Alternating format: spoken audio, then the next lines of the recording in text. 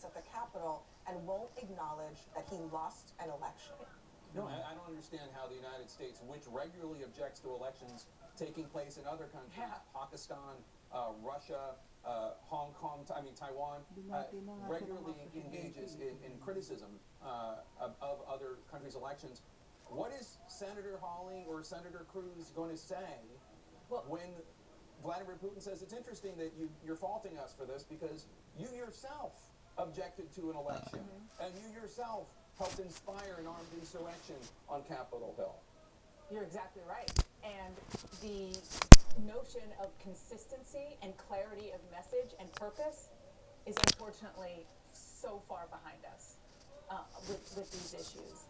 And we just have to say over and over again, because what we just heard from the president was, aside from the fact that he said go home, which was the appropriate thing to say, he said that the election was stolen from us. No, that is what you're seeing on Capitol Hill right now. Exactly. What you're seeing on Capitol Hill right now are people, to quote you, Abby, in his name, going to the Capitol, trying to steal the election for Donald Trump, the election that Mitch McConnell stood on the Senate floor just hours beforehand, not even hours, minutes before this happened, and said this wasn't even close.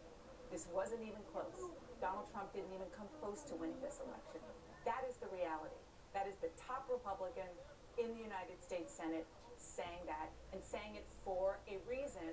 And the Republicans you were talking about, Josh Hawley, I don't know yet about him, but Senator Cruz, I'm already hearing from an aide to him, you know, this is not what he wanted. I think he also tweeted, violence is not the right way to go, so on and so forth, that he was doing his constitutional duty, which might not duty.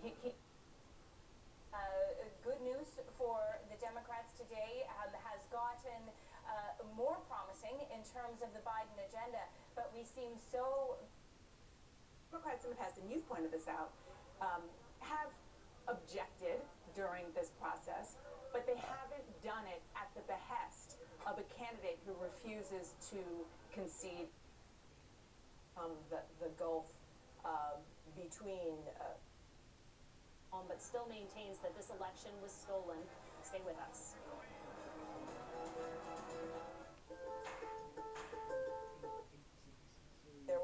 There were worries that is what's happening in Washington going to spill over to other states. Are you seeing any evidence of that, Lindsay? I have heard some reports that there were concerns around the Capitol building in Georgia, not recently, within the last half hour or so, so that they had lost control of that, not knowing that hours later we'd be looking at this incredible scene. But this is the consequence of years of people in Washington refusing to have the courage to stand up and say right is right and wrong is wrong, and there are facts and there are fictions in the world.